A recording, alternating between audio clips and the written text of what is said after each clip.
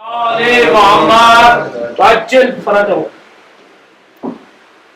شیر محمد حسین کی شام میں ماشاء اللہ. بسم اللہ بسم اللہ. نہ پوچھئے کہ کیا حسین ہے، نہ پوچھئے کہ کیا حسین ہے، خدا کے دی کا نا خدا، ہر ابتدا کی ابتدا، کرم کی انتہا حسین ہے، کرم کی انتہا حسین ہے. کرے کوئی جو ہم سری، کسی میں کیا مجال ہے، حسین ہر لحاظ سے، حسین بے مثال ہے. یہ ہو چکا ہے فیصلہ، یہ ہو چکا ہے فیصلہ، نہ کوئی دوسرا خدا، نہ کوئی دوسرا حسین ہے، نہ کوئی دوسرا حسین ہے جس کی فکر کربلا، حسین وہ دماغ ہے. یہ پنجتن کی انجمن کا پانچواں چراغ ہے. حسن کا پہلا ہم سفر، علی کا دوسرا پسر، امام تیسرا حسین ہے، امام تیسرا حسین ہے. میرا حسین ہے، نہ پوچھئے کہ کیا حسین ہے. درود پڑھیے.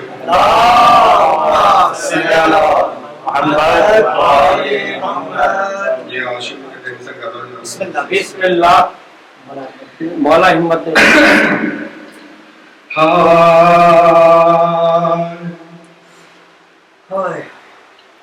زینب نے کہا باپ کے قدموں سے لپٹ کر، اب آئے ہو بابا. زینب نے کہا باپ کے قدموں سے لپٹ کر، اب آئے ہو بابا. جب لٹ گیا پردیس میں اماں کا بھرا گھر، ہائے جب لٹ گیا پردیس میں اماں کا بھرا گھر، اب آئے ہو بابا. بابا گرا نہیں تھا خالق کی رضا سے، اس وقت کہاں تھے جب خاک پہ دم توڑ رہا تھا میرا اکبر، آئے جب خاک پہ دم توڑ رہا تھا میرا اکبر، اب آئے ہو بابا. کٹ کٹ کے گرے نہر پہ جب بازوئے عباس، اور کوئی نہ تھا پاس، اس وقت صدا کو دیتا تھا دلاور، آئے اس وقت صدا کو دیتا تھا دلاور، اب آئے ہو بابا. جب فرش زمین باب و فلک لرزہ پیشا تھے، اس وقت کہاں تھے جب باغ کے چلو میں تھا خون علی اصغر، آئے جب باغ کے چلو میں تھا خون علی اصغر، اب آئے ہو بابا. جب بھائی کا سر کٹتا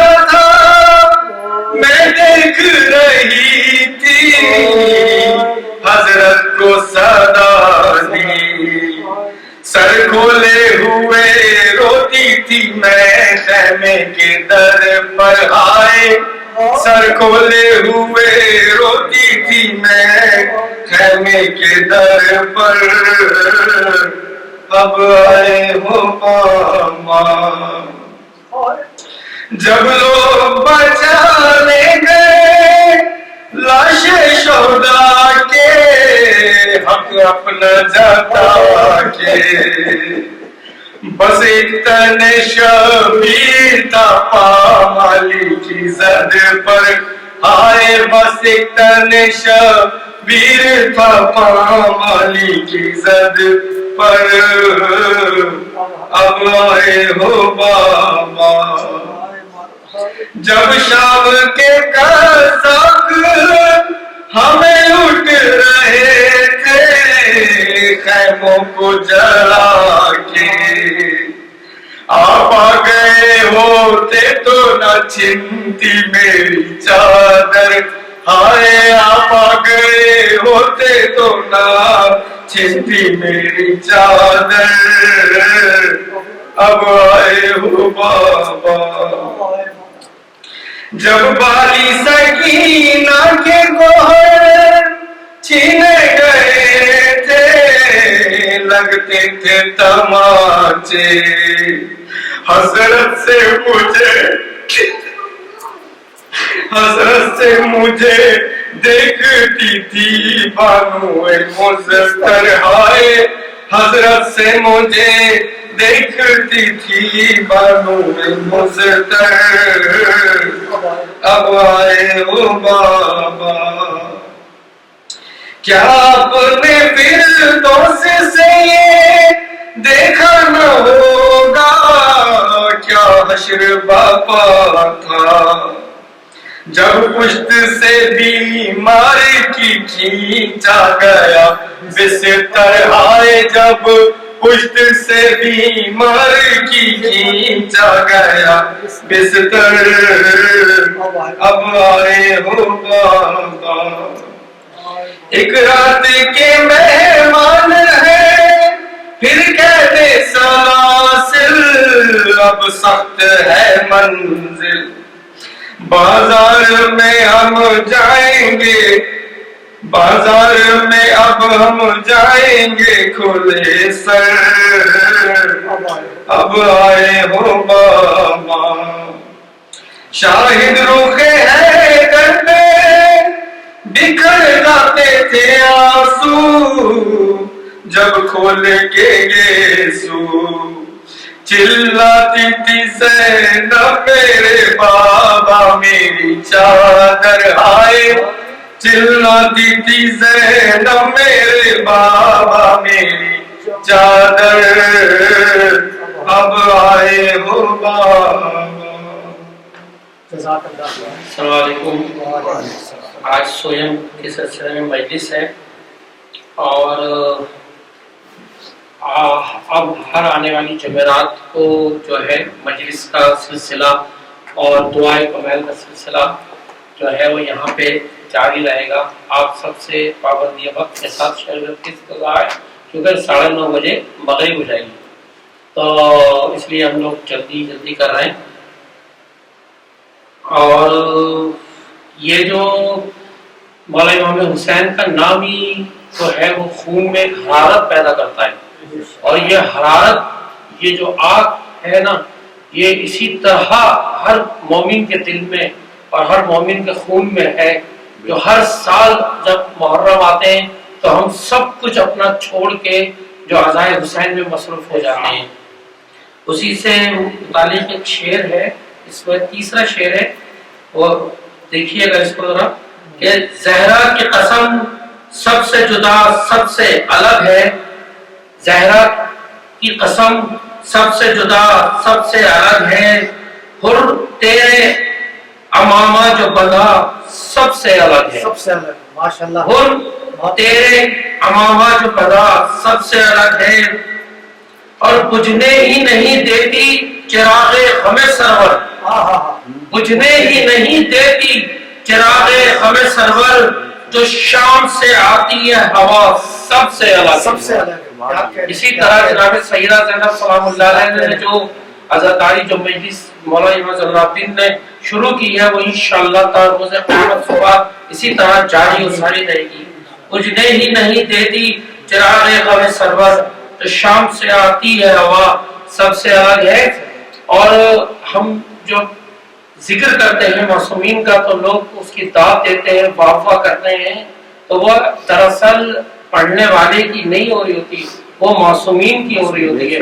اسے لوگ کہتے ہیں مہدی بھائی آپ بہت مصروف رہتے ہیں، سارے لوگ آپ کو بار بار آواز دے کے بلا رہے ہوتے ہیں مشورے میں، تو میں یہی کہتا ہوں کہ یہ عزت و تکریم جو مجھ کو ملی ہے یہ سب در زہرا کی خدمت کا صلہ ہے۔ یہ ہمارا کوئی کمال نہیں ہے پرسنلی، یہ سب اس در کا صدقہ ہے جو ہم کو مل رہا ہے۔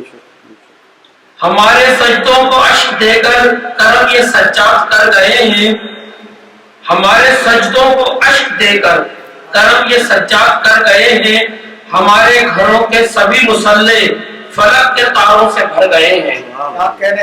زمین کرب و بلا سے اٹھ کر ابھی جو نیزوں پہ سر گئے ہیں، زمین کرب و بلا سے اٹھ کر ابھی جو نیزوں پہ سر گئے ہیں، یزیدیت کو سزا سنانے یہ اپنے مجرم کے گھر گئے ہیں۔ اور وہی ہے لفظیں، وہی ہے لہجہ، زبان عابد ہے محو خطبہ۔ وہی ہے لفظیں، وہی ہے لہجہ، زبان عابد ہے محو خطبہ، جو خنجروں کی زبان دم میں کہے کہ شبیر مر گئے ہیں۔ اور رکی نہ عشقوں کی یہ روانی، کہاں سے آتا ہے اتنا پانی۔ کتنا مولا امام حسین پہ آنسو بہ رہے ہیں۔ رکی نہ عشقوں کی یہ روانی، کہاں سے آتا ہے اتنا پانی، ہماری آنکھوں میں آتے جیسے تمام دریا ٹھہر گئے ہیں۔ اور عجیب لشکر کی کیفیت ہے، کبھی تو آنسو کبھی پسینہ، عجیب لشکر کی کیفیت ہے، کبھی تو آنسو کبھی پسینہ، یہ حالتیں تو پتا نہیں ہے کسی تبسم سے ڈر گئے ہیں۔ مجھے فرشتے بلا رہے ہیں، میں فرش مجلس پہ جا رہا ہوں۔ مجھے فرشتے بلا رہے ہیں، میں فرش مجلس پہ جا رہا ہوں، جو کوئی پوچھے تو کہنا ابھی عرش پر گئے ہیں۔ زمین کرب و بلا کو حوریں دعائیں یہ کہہ کے دے رہی ہیں، زمین کرب و بلا کو حوریں دعائیں یہ کہہ کے دے رہی ہیں، سروں پہ ڈالی ہے خاک جب سے ہمارے گیسو سنور گئے ہیں۔ اور شعر ملاحظہ فرمائیے گا جو لوگ ادب سے محبت رکھتے ہیں نا، انہیں تو لکھا مورخوں نے چمکتی تیغوں نے جن کو کاٹا، انہیں تو لکھا مورخوں نے، شکل میں سنیے گا، انہیں تو لکھا مورخوں نے چمکتی تیغوں نے جن کو کاٹا، کہاں ہے فہرست ان سروں کی جو سن کے خطبہ اتر گئے ہیں۔ کہاں ہے فہرست ان سروں کی جو سن کے خطبہ اتر گئے ہیں۔ حسین چہرہ سنوارنے میں انہیں ضرورت تھی آئینے کی، حسین چہرہ سنوارنے میں انہیں ضرورت تھی آئینے کی، اٹھا لی یوسف نے خاک ادھر کی جدھر سے اکبر گزر گئے ہیں۔ اور عزائے سرور سے دشمنی بھی اور اس پر جنت کی آرزو بھی، ادائے سرور سے دشمنی بھی اس پر جنت کی آرزو بھی، انہیں تمنا نجات کی ہے جو کشتیوں سے اتر گئے ہیں۔ انہیں تمنا نجات کی ہے جو کشتیوں سے اتر گئے ہیں۔ میں انتہائی ادب و احترام سے گزارش کروں گا، ملتمس ہوں ڈاکٹر افضل رضا عربی صاحب سے کہ وہ زیب ممبر ہوں اور اپنے علم سے ہمیں مستفید فرمائیں۔ اعوذ باللہ من الشیطان الرجیم، بسم اللہ الرحمن الرحیم، الحمدللہ والصلاۃ والسلام علی رسول اللہ وآلہ آلہ ولعنۃ دائمۃ علی اعدائہم اعداء من یوم عداوتہم الی یوم القیامہ۔ السلام علی الحسین وعلی علی بن الحسین وعلی اولاد الحسین، اللہم ارزقنا شفاعۃ الحسین علیہ السلام فی یوم الورود، صلوات بر محمد علیہ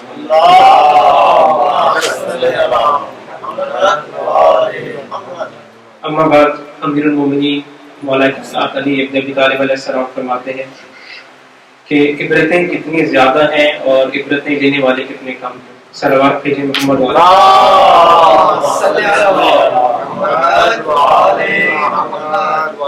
سب سے پہلے خدا عالم کی بارگاہ میں شکر ادا کرتے ہیں کہ خدا عالم نے ہمیں فرش عزا نصیب کیا، ہمیں حسین ابن علی کی عزاداری کو برپا کرنے کی توفیق دی۔ خدا عالم کو شکر ادا کرتے ہیں کہ عزاداری امن و امان سے برپا ہوئی، مومنین محفوظ رہے، اور جو مومنین اسرا میں شہادت پا گئے وہ یقیناً کربلا اور ان کے ساتھ مشہور ہوئے، خوش نصیب ہیں، ان کے حق میں بھی ہم دعا کرتے ہیں، خدا سے دعا کرتے ہیں کہ یہ سلسلہ، یہ ذکر اسی طرح جاری و ساری رہے، اور یقیناً یہ ذکر جاری و ساری رہے گا، ہمیں اس ذکر سے متمسک ہونے کی توفیق دے، اور جیسے کربلا والے ہمیشہ کی زندہ ہو گئے، خداوند ہمیں بھی ہمیشہ زندہ رہنے کی توفیق عطا فرمائے۔ آخر میں شہداء اسلام کے لیے، کابل میں دھماکہ کو مومنین شہید ہوئے ان کے لیے، علماء اسلام کے لیے سورہ فاتحہ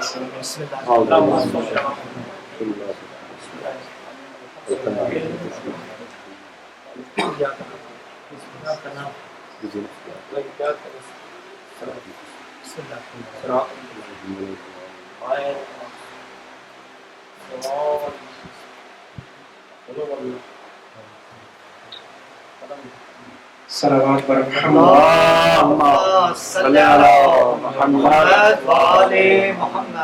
مولا امیر المومنین علیہ السلام کا کلام آپ کی خدمت میں سلام کلام کے طور پہ پیش کیا کہ عبرتیں کتنی زیادہ ہیں لیکن عبرتیں حاصل کرنے والے کتنے کم۔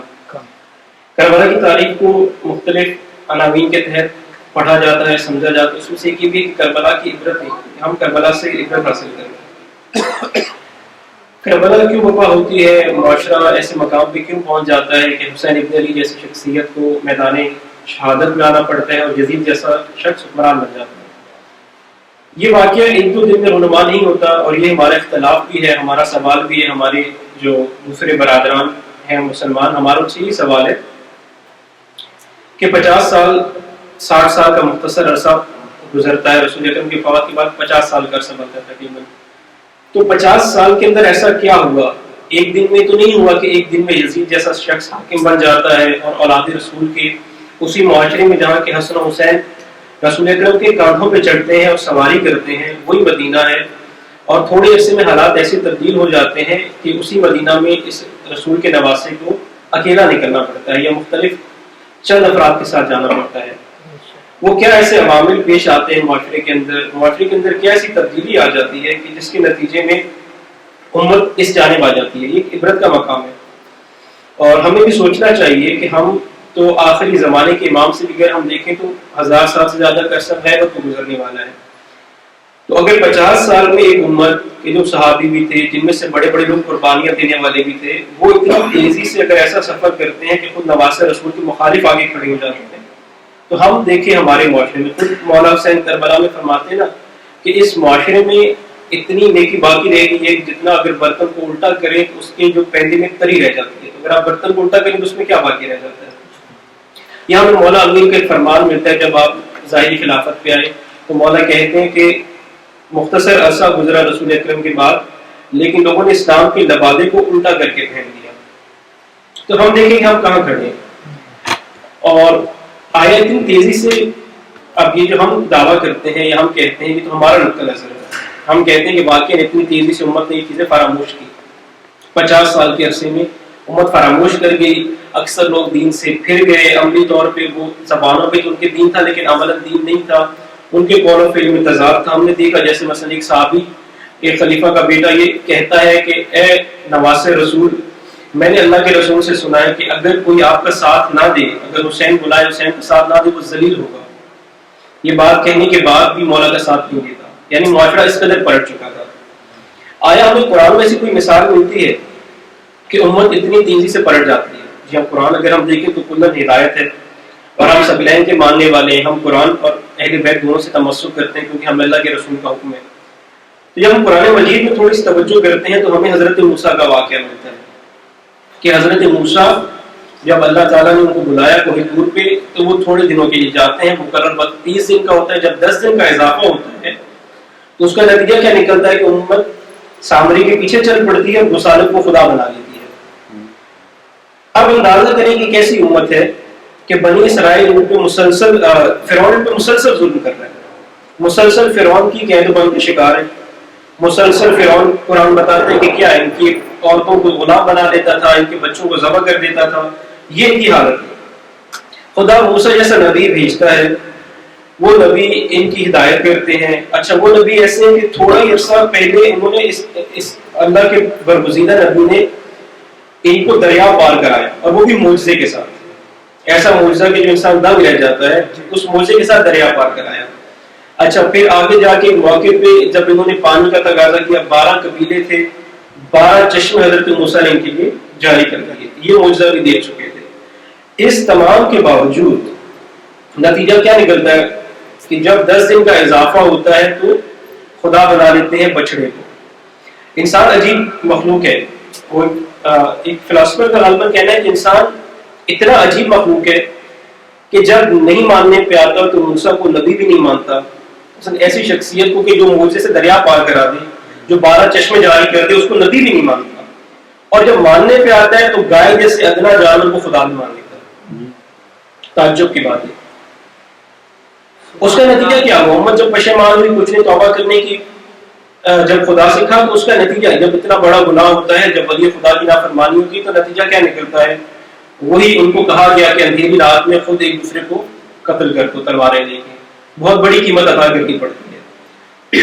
یہاں پہ فقط 10 دن کا اضافہ ہوا، ٹوٹل جو معصوم تھا وہ 40 دن کے لیے گیا نبی خدا، لیکن 40 دن بھی امت کو بغیر ولی کے نہیں چھوڑ کے گیا۔ یہاں پہ ایک اور قانون بھی ہم دیکھیں کہ ہم جو یہ کہتے ہیں، جو یہ دعویٰ کرتے ہیں کہ رسول اکرم امت کو لوارث چھوڑ کے چلے گئے، سادہ سی مثال قرآن سے دیکھیں، ایک نبی جب فقط 30 سے 40 دن کے لیے جاتا ہے تو اپنا جانشین مقرر کر کے جاتا ہے، جانتا ہے کہ امت کو بغیر کسی والی و وارث کے نہیں چھوڑا جاتا، تو ہم کیسے تصور کر سکتے ہیں کہ رسول اکرم بغیر کسی والی و وارث کے چھوڑ گئے؟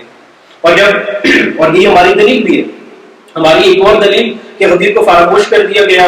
لوگ سوال پوچھتے ہیں کیسے ممکن ہے؟ 2 مہینے 8 دن کا وقت گزرا ہے، اتنے کم عرصے میں کیسے کوئی امت بھول جاتی ہے کہ نبی اکرم کا اعلان کیسے بھول سکتی ہے؟ تو ہم ان سے قرآن سے مثال پیش کرتے ہیں کہ قرآن میں ایک جانشین جو نبی بنا کے گئے، 30 سے 40 دن کا عرصہ گزرا، اس جانشین کو ایک طرف کر دیا گیا اور بچڑے کو خدا بنا دیا گیا۔ تو قرآن سے مثال دیکھیں، قرآن میں ایک مثال ہمارے سامنے موجود ہے۔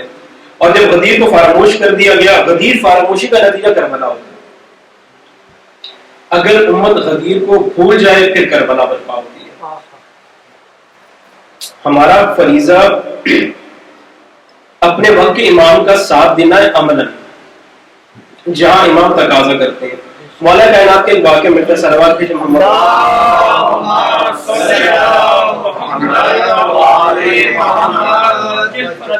بس تھوڑی سی ہم توجہ کریں اس معرکے میں کہ کربلا کہاں سے شروع ہوتی ہے، کیا ہمارے اقدار یا کیا ہمارا طریقہ کار ہونا چاہیے۔ مولا جنگ صفین پہ جا رہے ہیں، انبار نامی ایک علاقہ آتا ہے، وہاں پہ لوگ مولا کا استقبال کرتے ہیں اور اپنے انداز میں دھمال، اور ایک ان کا انداز تھا جو مقامی رقص کرتے ہیں۔ مولا ان سے نالاں ہوتے ہیں اور ان سے کیا کہتے ہیں کہ دیکھو میں اس وقت جنگ پہ جا رہا ہوں، جہاد پہ جا رہا ہوں، اس وقت کس چیز کی ضرورت ہے؟ میرا ساتھ دینا آیا کسی رقص کے ساتھ میرا ساتھ دیا جا سکتا ہے؟ نہیں، لیکن وہ کہتے ہیں کہ ہم اسی طرح خوش آمدید کہتے ہیں۔ ہم دیکھیں کہ ہم امام زمان سے کیا چاہتے ہیں، ہم امام زمان کے استقبال کی تیاری کر رہے ہیں، ہم مولا کو کہتے ہیں مولا پائیے ہماری منقبت لو ہے، ہر چیز میں تمنا ہے، دل سے آرزو بھی ہے، لیکن دیکھیں کہ مولا سے ہم کیا چاہتے ہیں۔ مثلا آج اگر ہمیں ابھی خبر ملے کہ مولا آ گئے ہیں تو ہم کیا کریں گے؟ ہم نصرت کے لیے پہنچیں گے یا کچھ اور کام انجام دیں گے؟ ہم کیا کریں گے؟ نصرت کیسے کریں گے؟ جیسے امام چاہتے ہیں ویسے کریں گے یا کسی اور صورت میں کریں گے؟ کربلا سے ایک بار واقعہ عبرت کے طور پہ ایک شخص کا واقعہ آپ کی خدمت میں پہلے بھی عرض کر چکا۔ قرآن مجید خود کہتا ہے کہ ہمیں تذکر کی ضرورت ہے، ہمیں بار بار یاد دہانی کی ضرورت ہے کہ ہم بھول جاتے ہیں۔ خود انسان ایسا ہے کہ ایک واقعہ ایک شخص کا ملتا ہے کہ جو بہت گناہگار انسان ہے، اس کی بخشش کی کوئی امید نہیں ہے، مشہور زمانہ گناہگار ہے۔ امام اس کے پاس بھی آتے ہیں، اس کو کہتے ہیں کہ آؤ میرے ساتھ کربلا میں چلو۔ یعنی امام نے ہر ایک کو دعوت حق دی، ہر ایک کو تمام حجت کیا۔ یہ ہمارے لیے بھی پیغام ہے کہ بعض اوقات اگر ہمارے معاشرے میں مثلا حسین کی مجلس نجات کا رستہ ہے، یہ نجات کا مقام ہے۔ جب مجلس شروع ہوتی ہے، جب پروگرام شروع ہوتا ہے، جب ایام عزا آتے ہیں، ہم ہر ایک کو پیغام دیں چاہے جیسا بھی انسان ہے، ہمارا یہ فریضہ بنتا ہے کہ ہم ہر ایک کو ایک بار پیغام ضرور دیں، کیونکہ ہمارے مولا کی سنت ہے کہ آپ آئیں، حسین کے در پہ آئیں، چاہے کوئی گناہگار ہے، چاہے کوئی خطا کار ہے، وہ اس کا مولا کا معاملہ ہے. ہمارا کام اتنا ہے کہ مولا کے دربار تک پہنچا. سبحان اللہ. اور یہ کوشش ہر بار کریں ہمارے وسیلے سے خدا کسی کو ہدایت دے دے. کیونکہ ایک پیغام یہ بھی ہے، دیکھیں ہم محدود نہ ہوں. میں کسی اور طرف نکل جاؤں، پہلے اس پیغام کو ختم کروں کہ جب مولا نے اس کو کہا کہ میرا ساتھ دو، اس نے کہا مولا میں آپ کا ساتھ نہیں دے سکتا. مولا نے کہا نہیں، ہمارے ساتھ چلو، اگر جاؤ گے دنیا آخرت کی فلاح پاؤ گے. جب مولا نے دیکھا کہ وہ نہیں آنا چاہ رہا تو مولا نے اس نے جاتے مولا کو کہا مولا یہ میرا گھوڑا بہترین نسل کا گھوڑا ہے، عرب میں اس سے تیز گھوڑا آپ کو نہیں ملے گا. جب بھی میں کسی جنگ میں گیا اس گھوڑے پہ میں سوار ہوا، اگر میں نے دشمن کا پیچھا کیا تو میں نے دشمن کو ہمیشہ پکڑ لیا، اور اگر مجھے فرار اختیار کرنا پڑی اپنی جان بچانے کے لیے تو اس گھوڑے نے مجھے کامیابی سے وہاں سے محفوظ مقام پہ پہنچا دیا. امام نے کہا کہ مجھے اگر اپنا خون بہانا چاہتے ہو، اپنی جان دینا چاہتے ہو، ورنہ یہ مال بھی تم سے قبول نہیں ہے. بس ہم یہ دیکھیں، آج اس کی مثال گھوڑے پہ نہ رکیں، اس کی مثال یہاں پہ دیکھ لیں. اگر ہم میں سے کوئی شخص اتنا اگر بڑا کاروبار رکھتا ہے، وہ کہیں کہ مولا یہ پرائیویٹ جیٹ طیارہ موجود ہے، یہ آپ لے جائیے. کتنا بڑا، اگر ہمیں ابھی معلوم ہو کہ امام آئے اور ایک شخص کہے کہ مولا یہ میرا طیارہ آپ کی خدمت میں حاضر ہے، ہم تو بہت کہیں گے کہ کیا بات ہے. لیکن اگر مولا اسے تقاضا جان کر کریں تو فریضہ جان دینا پڑتا ہے، اور اگر مال کا تقاضا کریں تو فریضہ مال دینا پڑتا ہے.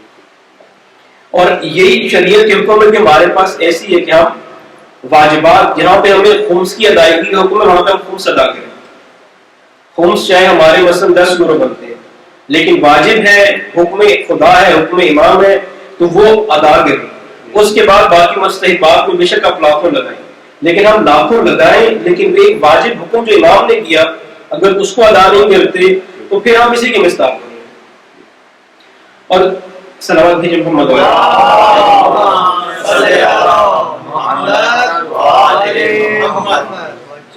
دوسرا پیغام جو اس حوالے سے تھا کہ ہم پیغام دیں ہر ایک، ہمارا فریضہ بنتا ہے کہ ہم ہر آنے والے کو پیغام دیں. دیکھیں ہم جب یہ بات کرتے ہیں، جب غدیر کا موضوع آتا ہے یا جب ہم آیت یا رسول بلے کی تلاوت کرتے ہیں تو فوراً سے ہمارے دل میں تسلی تو ضرور ہوتی ہے کہ ہم غدیر کے ماننے والے ہیں، اور یقیناً ہے اس میں کوئی شک نہیں، الحمدللہ اس سے بڑھ کے خدا کی کوئی نعمت نہیں. لیکن یہ دیکھیں کہ خدا رسول اکرم سے یہ فرما رہا ہے کہ اگر یہ پیغام آپ نے نہ پہنچایا، ابلاغ نہ کیا، اس پیغام کی تبلیغ نہ کی تو آپ نے کار رسالت انجام نہ دیا. تو ہم دیکھیں کہ ہمارا کیا فریضہ بنتا ہے کہ اگر ہم ابلاغ نہیں کریں گے ولایت کے پیغام کو، اگر ہم اس کی تبلیغ نہیں کریں گے تو ہم کس کھاتے میں، ہم کہاں کھڑے ہوں گے؟ آیا اتنا کافی ہے کہ ہم ایک گھر میں پیدا ہوں گے جہاں پہ علی ولی اللہ اور مولا علی کی ولایت کا اقرار کیا جاتا تھا، میں نے کہا میں ولایتی ہو گیا، آیا اس پہ رک جانا کافی ہے یا ابلاغ بھی کرنا ہے ولایت کے پیغام کو؟ تبلیغ کا حکم ہمیں ملا تھا، رسول اکرم نے جو پیغام دیا تبلیغ کا، ابلاغ کا پیغام قرآن میں فقط غدیر کے حوالے سے آیا، لیکن باقی تمام لوگ تبلیغ کر رہے ہیں اور غدیر سے خالی تبلیغ کر رہے ہیں، اور جو غدیر والے ہیں وہ تبلیغ ہی نہیں کر رہے. المیہ دیکھیں امت کا کہ جو تمام تبلیغی ہیں وہ تمام جہان کو، حتیٰ ان کی چیزوں کو ماننی پڑے گی کہ ایسے ایسے لوگوں کو وہ اسلام کے دائرے میں لے آتے ہیں کہ جن کا تصور انسان نہیں کر سکتا، لیکن خالی ہے اس پیغام سے جس پیغام کا رسول نے کہا تھا، رسول کا حکم ہوتا ہے کہ تبلیغ کرو، یعنی ولایت علی.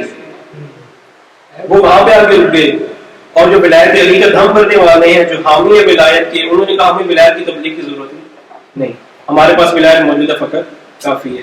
یہ دونوں چیزیں دو ایسی جگہ ہیں کہ جہاں سے ہمیں دور ہونا ہے. ہم ولایت کا پیغام اس سے زمین پہ بھی پہنچائے، ہر سرزمین پہ پہنچائے. امام رضا علیہ السلام فرماتے ہیں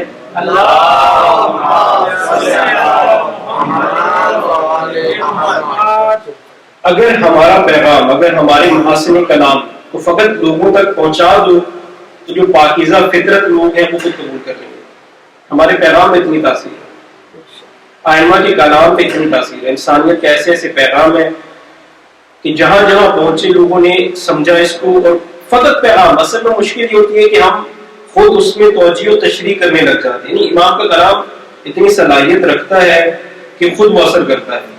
تو کوشش کریں اپنے جہاں پہ ہم اپنا کاروبار بڑھاتے ہیں، جہاں پہ ہم اپنے روابط بڑھاتے ہیں، جہاں پہ ہم اپنے دیگر مالی اسباب اور فوائد بڑھاتے ہیں، وہاں پہ کوشش کریں کہ اس پیغام کو آگے بڑھائیں.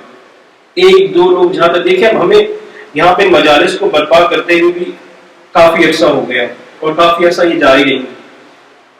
کوشش کریں کہ مقامی زبان میں بھی کوئی اہتمام کریں، کیونکہ آپ کی اگلی نسلوں کو اس کی ضرورت ہوگی.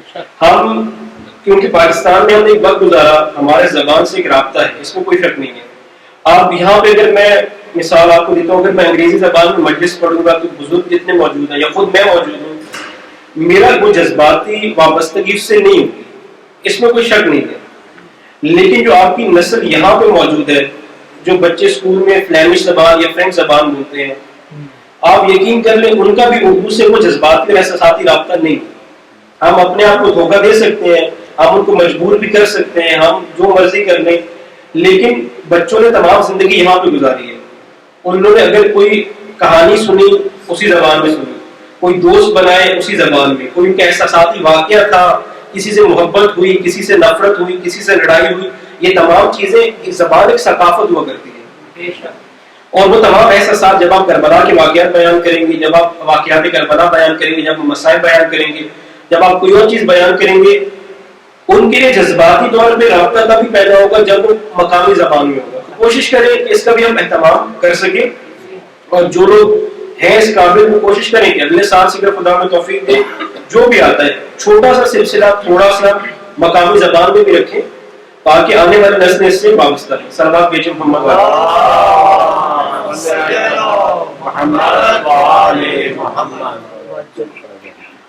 اور یہ اس لیے ضروری ہے کہ ہمیں اس در سے ہی ملنا ہے جو مرضی ملے، جو بھی ملنا ہے. مثلا لوگ بہشت کی تلاش میں، لوگ چین و سکون کی تلاش میں، آج دنیا ماری ماری پھرتی ہے، اس سے کوئی خالی نہیں ہے، بے سکونی ہے اور ایک عجیب سی کیفیت دنیا میں ہمارے پاس تاری ہے. شاعر نے پیغام دیا ان لوگوں کے لیے، اور بہت سادہ سا پیغام دو لفظوں میں جو ہماری طرف سے بھی پیغام ہے اس مجلس اعزاز کے پلیٹ فارم سے بھی، کہ جنت کی آرزو میں کہاں پھر رہے ہیں لوگ، جنت کی آرزو میں کہاں پھر رہے ہیں لوگ، جنت تو خریدی کربلا میں حسین ابن علی نے. جنت کے خریدار مولا حسین ہے، وہ خرید چکے. اور دنیا و آخرت میں اگر جینا ہو چین سے، دنیا و آخرت میں اگر جینا ہو چین سے، جینا علی سے سیکھ لو، مرنا حسین سے.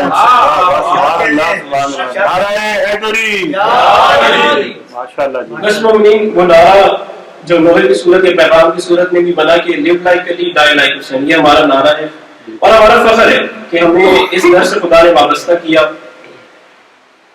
لیکن ہم بھی بھول نہ جائیں. اب کیونکہ یہ 10 دن گزر چکے، ہم دیکھیں کہ ہم کہاں کھڑے ہیں 10 دنوں کے بعد. عبرت حاصل کرنے کا یہ مقصد ہوتا ہے، یا یہ میعاد ہے یا تاریخ اس لیے پڑھی جاتی ہے، عبرت عبور کرنے سے ہے کہ آپ اس کو عبور کریں. آپ نے ایک بار اس کو دیکھ لیا، پیغام حاصل کیا، عبور کر کے اب واپس آئیں. اب دیکھیں کہ آپ وہاں پہ کہاں کھڑے ہیں اس مقام پہ. ہم نے دیکھا کہ نبی موسیٰ کی قوم 40 دن میں بھٹک گئی. ہم نے دیکھا کہ رسول اکرم کے بعد 2 مہینے 28 دن گزرے، حبیب کو فراموش کر دیا گیا، اور اس فراموشی کا نتیجہ یہ نکلا کہ 50 سال کے بعد نواسہ رسول کو بے دردی سے شہید کر دیا گیا. آج 1000 سال امام زمانے کی نعمت کو گزر چکے. ہم دیکھیں کہ ہم کہاں کھڑے ہیں، اور اس کے علاوہ یہ بھی دیکھیں کہ ہم عاشورہ کے 10 دن کے بعد کہاں کھڑے ہیں. ہم نے 10 دن کی عاشورہ سے کیا پیغام دیا، اپنے زندگی کے اہداف میں کیا تبدیلی لائی، کیا چیز ہماری زندگی کا طرز اس میں کیا تبدیلی آئی. مثلا یہ ایک سوال ہے، اس 10 دن کے بعد یا 10 سال کے بعد یا 20 سال کے بعد ہم نے کربلا سے کیا سیکھا. ایک عالم بہت اچھی مثال دیتے ہیں، وہ کہتے ہیں کہ آپ عطر فروش کی دکان پہ جائیں، آپ کسی پرفیوم کی شاپ پہ جائیں، آپ 10 منٹ گزاریں، 15 منٹ گزاریں، اور اس کے بعد وہاں سے واپس آ جائیں. جب آپ واپس آئیں گے تو آپ سے عطر کی خوشبو آنے لگے گی. یا کساب کی مثال دیں، آپ کسائی کی دکان پہ جائیں، گوشت بنوائیں، کھولتے روکیں، واپس جیسے ہی آئیں گے آپ سے گوشت کی وہ بو آنے لگے گی. وہی سوال کرتے ہیں، وہ کہتے ہیں کہ دیکھیں ہم نے اگر فقط اس اشرے کی بات کریں تو 10 دن ہم نے حسین کے در پہ گزار دیے. اور اگر زندگی کی بات کریں، کسی کے 10 سال، کسی کے 20 سال، کسی کے 50، کسی کے 70، 100، 80 سال گزر گئے فرش عذاب میں. ہم سے آیا حسین کی بو آتی ہے کسی کو؟ سبحان اللہ. اگر نہیں آتی تو یقین کریں کہ ہم نے اپنی قسمت پہ گریہ کیا. مولا حسین نے کہا تھا مجھ جیسا یزید جیسی کی بیعت نہیں کرے گا. ہم دیکھیں کہ ہم حسین جیسے یعنی حسین ابن علی کی طرف کتنا بڑھ پڑے، کتنا جا سکے. ہم میں سے کتنے حر جیسے بن سکتے، مثلا کتنا ہمارے کردار میں حر کی خوشبو کتنی آتی ہے. یا ہم میں سے کون حبیب ابن مظاہر بن سکا. یا آپ سے سوال ہی آپ کو، میں خود یہ سوال اپنے آپ سے پوچھتا ہوں، آپ کو بھی مشورہ دیا تھا کہ مولا نے حبیب کو دوست بنایا، اور شاعر کہتا ہے کہ بے تکلف جسے مقتل میں بلایا جائے، دوست ایسا ہوئی حبیب ابن مظاہر جیسا. ہم نے کتنے ایسے دوست بنائے. مثلا اس مجلس میں بھی 10 دن ہم گزر گئے، اس کے بعد اگر اس وجہ سے فقط ایک شخص کو دوست بنا نہیں، ایک دوست کوئی ایسا فقط کہ معلوم ہو کہ یہ کردار بھی حسینی ہے، کردار بھی کربلائی ہے.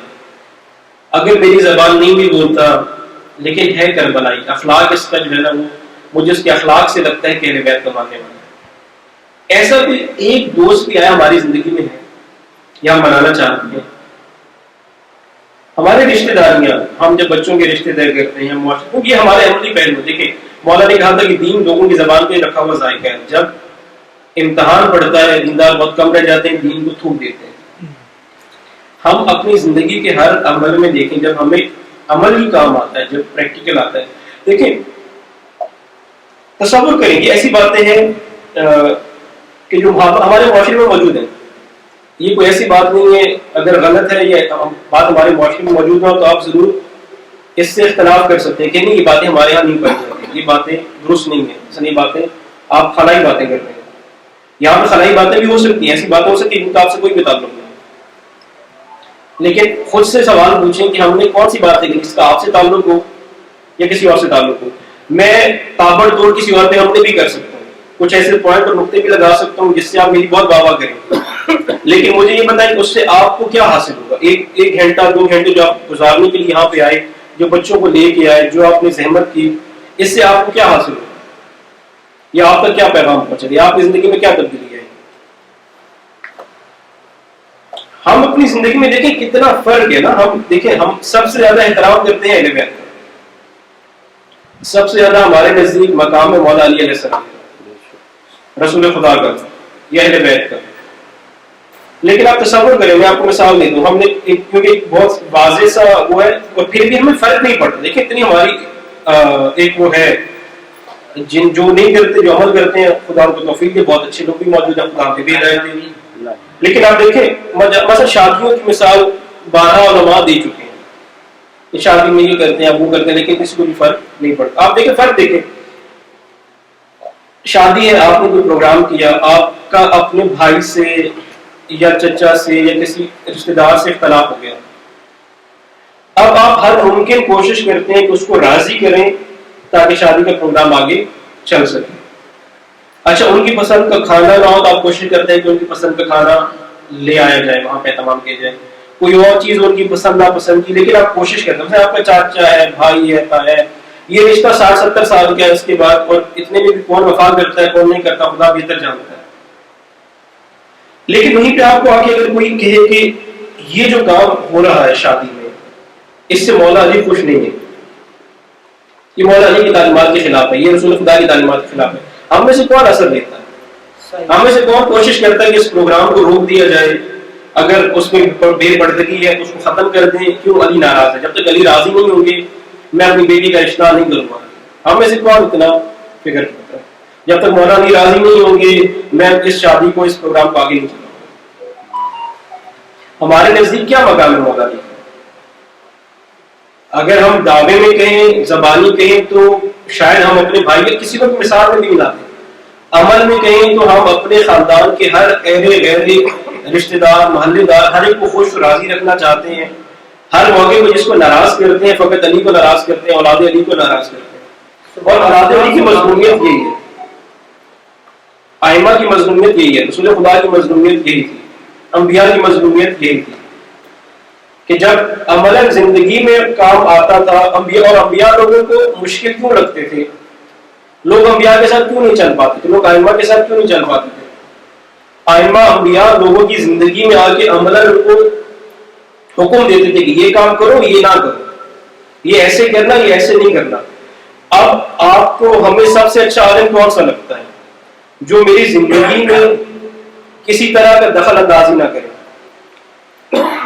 میں حلال کھاؤں حرام کھاؤں وہ عالم کچھ نہ کہے، میری جاب وہ عالم کوئی اعتراض نہ کرے، میں رشتہ داریاں کروں، شادی برپا کروں وہ عالم کوئی اعتراض نہ کرے۔ جو بھی رسوم روایات جس طرح کی بھی انجام پا رہی ہیں، سب سے بہترین عالم کون ہے؟ جو بالکل خاموش ہے۔ اس سے بھی اچھا عالم کون ہے؟ جس محفل میں شرکت بھی کر لیتا ہے خاموشی کے ساتھ۔ اور سب سے برا کون ہے؟ کہ جو اعتراض کرے گی یہ کیا ہوگا۔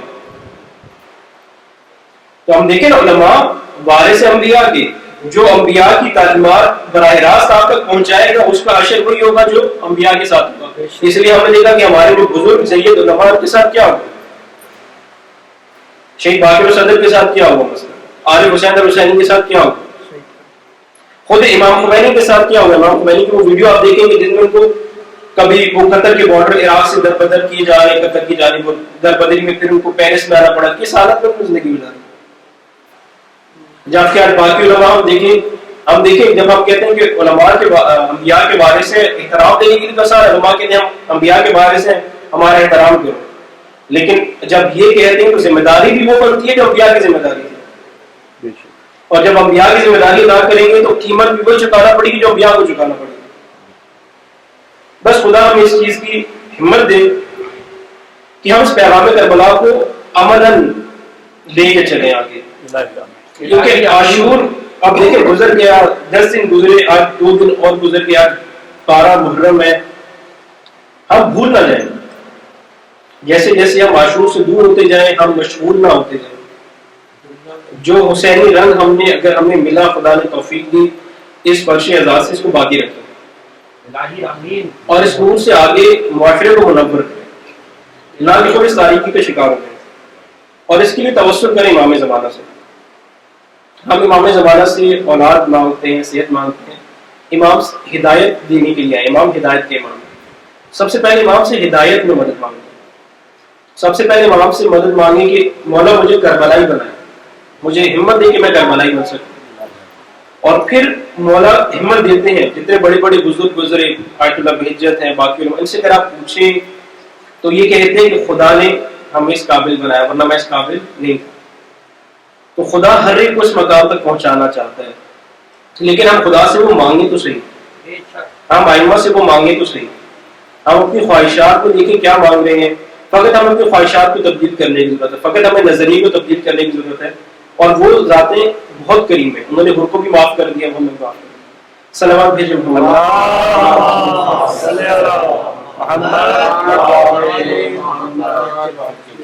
بس مومنین چند جملے مسائل کے۔ ابھی مہدی بھائی جب ایک کلام پڑھ رہے تھے تو انہوں نے کہا کہ کس قدر اشک عزا میں آنسو بہائے جاتے ہیں، نہیں معلوم کہ کتنی تعداد میں آنسو بہائے جاتے ہیں، اتنا پانی کہاں سے آتا ہے، لیکن واقعی حق بھی ان آنسو بہانے کا ایسا ہی بنتا ہے، کیونکہ جن کا آنسو بہانے کا حق تھا ان کو بہانے نہیں دیے۔ دیکھیں مومنین، ہمارا سوال ہے تمام انسانیت سے، تمام سننے والوں سے ایک سوال ہے کہ اگر ایک انسان، اگر اس کو مار دیا جائے، اس کی لاش کو پامال کر دیا جائے، اگر اس کی 4 سال کی بیٹی ہے، کم از کم اس کو رونے کی اجازت دینا بنتی ہے۔ آپ چھوڑ دیں شیعہ سنی کے جھگڑے کو، کسی بھی انسان سے یہ سوال کو پوچھیں کہ باپ کا لاشا پامال ہو چکا ہو، باپ کو اس بے دردی سے مار دیا گیا ہو، اور 4 سال کی بیٹی جب رونا چاہے نا تو اس کو کبھی تماچے مارے جائیں، کبھی اس کو تازیانے مارے جائیں۔ بس مومنین کربلا میں یہ ظلم ہو۔ اور جب یہ قافلہ چلنے لگا، اور جب مولا سجاد نے اپنے بابا کے بے گورو کفن لاشے کو دیکھا، روایت کہتی ہے کہ مولا کے چہرے کا رنگ تبدیل ہونے لگا۔ بی بی زینب سلام اللہ علیہا نے دیکھا، بی بی کو احساس ہوا کہ میرا جوان بھتیجا کہیں بھی پرواز نہ کر جائے، بیوی نے امام کی توجہ ہٹانے کے لیے خود کو ان سے گرا دیا۔ بس مومنین کرام، یہاں پہ ہر شہید کا ایک مسائل ایسا ہے جو دوسرے شہید کے ساتھ ملتا ہے۔ مولا ابوالفضل عباس جب گھوڑے سے زمین پر آئے تھے، مولا کے ہاتھ نہ تھے، بغیر ہاتھوں کے انسان کیسے گرتا ہے؟ بی بی زینب جب اونٹ کی پیٹھ سے گری زمین پر، بیوی کے ہاتھ پر سے کچھ پڑتے ہوئے۔ بس مومنین کرام، مولا اپنی پھوپھی سے کہتے ہیں، اے پھوپھی اماں، ان لائنوں نے تمام جنازے دفنا دیے، فقط میرے بابا کا جنازہ بھی گورو کفن ہے۔ میں نے ایک مقتل کا جملہ کالم سے سنا، وہ کہتے ہیں، امام کہتے ہیں، آیا میرے باپ کوئی مسلمان بھی نہیں سمجھتے۔ بس مومنین کرام، 12 محرم آج وہ دن ہے جب شہدائے کربلا کے جنازے ان کو دفنایا گیا۔ 10 محرم کی عصر شروع سے آج کے روز تک جنازے اس تپتے ریگستان میں رہے۔ آپ کو روایت یاد ہے نا، مولا نے بنی اسد کے لوگوں کو کہا تھا کہ آنا ہمارے جنازے دفنا دینا۔ مردوں کو جب کہہ چکے، وعدہ لے چکے، کہا اپنی عورتوں کو بھیج دو۔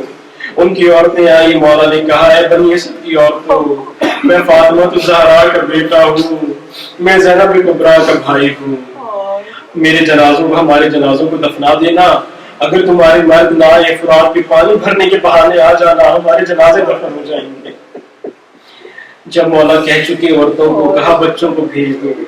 ان کے بچوں کو کہا، اے بچوں، اگر تمہارے ماں باپ نہ آئے نا تو میں سکینہ کا باپ ہوں، میں علی اصغر کا باپ ہوں، فرات کے کنارے کھیلنے کے لیے آ جانا، کھیلتے کھیلتے تھوڑی تھوڑی مٹیاں ہمارے بدنوں پہ ڈال دینا، تمہارا کھیلنا ہو جائے گا، ہماری قبریں بن جائیں گی۔ بس مومنین کرام، 12 محرم کا دن آتا ہے، بنی اسد اپنے وعدے کے مطابق آتے ہیں، کربلا میں اس ظلم و ستم کو دیکھتے ہیں۔ اب جب لاشوں کو دیکھتے ہیں، اپنا وعدہ پورا کرنا چاہتے ہیں، لیکن دیکھتے ہیں کہ بے گورو کفن لاشیں ہیں، کسی لاشیں کوئی سر بھی نہیں۔ آپ کہتے ہیں، تو خیال کرتے ہیں، کہتے ہیں مولا ہم تو وعدہ پورا کرنا چاہتے ہیں، لیکن ہماری مجبوری ہے، نہیں معلوم کون سا جنازہ کس کا جنازہ ہے۔ بس کہتے ہیں کہ اجتماعی قبر بناؤ، سب کو ایک قبر میں دفن کر دیتے ہیں۔ گنج شہداء کے لیے قبر بنائی جاتی ہے، اس سے پہلے کہ دفن کرنا شروع کریں، کوفہ کی جانب سے ایک سوار آتا ہے، دیکھتے ہیں ایک سوار ہے، اس کے ہاتھوں میں بیڑیاں ہیں، اس کے پاؤں میں بیڑیاں ہیں، ہاتھوں میں ہتھکڑیاں ہیں، گلے میں توق ہے۔ کہتے ہیں بنی اسد رک جاؤ، میں بتاتا ہوں کون سا جنازہ کس کا ہے۔ یہ حبیب ابن مظاہر کا جنازہ ہے، یہ اون کا جنازہ ہے، یہ محمد کا جنازہ ہے۔ تھوڑی دیر گزرتی ہے، بنی اسد کہتے ہیں مولا یہ کس کا جنازہ ہے؟ مولا کہتے ہیں آیا دیکھ نہیں رہے یہ کس قدر پاپاب ہو چکا ہے، یہ حسن کے یتیم کا جنازہ ہے۔ بس جب مولا نے جناب قاسم کا بتا دیا، تھوڑی دیر گزرتی ہے، بنی اسد کہتے ہیں مولا یہ کس کا جنازہ ہے؟ کہا دیکھ نہیں رہے، ابھی جگہ میں برچی موجود ہے، یہ میرے جوان علی اکبر کا جنازہ ہے۔ بس جب وہ جنازہ دفن ہو گیا، ایک وقت آیا، مولا کہتے ہیں ہائے میرے بابا جان، ہائے میرے بابا جان۔ مولا حسین کے جنازے پہ آتے ہیں، مولا کے جنازے کو جمع کرتے ہیں۔ اتنا پامال جنازہ تھا، ٹکڑوں کی شکل میں جنازہ تھا۔ مولا نے جنازے کو جمع کیا، خود قبر میں اتارا، قبر بنا کے اپنی انگلی سے اس پہ لکھا یہ حسین کی قبر ہے جس کو بھوکا پیاسا غربت کے عالم میں مار دیا گیا۔ بس مومنین کرام، اپنے بابا کا جنازہ دفن ہو چکا۔ اب بنی اسد کہتے ہیں اے مولا ہمارا وعدہ پورا ہو چکا، ہمیں اجازت دیں۔ مولا کہتے ہیں ابھی ایک وعدہ باقی ہے، ابھی ایک جنازہ باقی ہے۔ بنی اسد کہتے ہیں مولا ہمیں تو کچھ نظر نہیں آ رہا۔ کہتے ہیں آؤ میرے ساتھ فرات کے کنارے چلو، قبر بنی ہاشم میرا غیور چچا فرات کے کنارے پہ ہے۔ روایت کہتی ہے مولا عباس کا جنازہ بھی اس قابل نہ تھا کہ دفنایا جا سکے۔ مولا نے جنازے کو دفن کیا، خود قبر میں اتارا۔ جب قبر میں اتار لیا، روایت کہتی ہے تمام قبائل کے لوگوں کو کہا کہ دور ہو جاؤ اور قریب نہ آنا۔ کافی دیر گزر گئی، راوی کہتا ہے میں پریشان ہوا کہ مولا غش نہ کھا گئی ہوں۔ جب قریب آئے میں نے دیکھا سجاد نے اپنا سر غازی کے سینے پہ رکھا ہوا ہے۔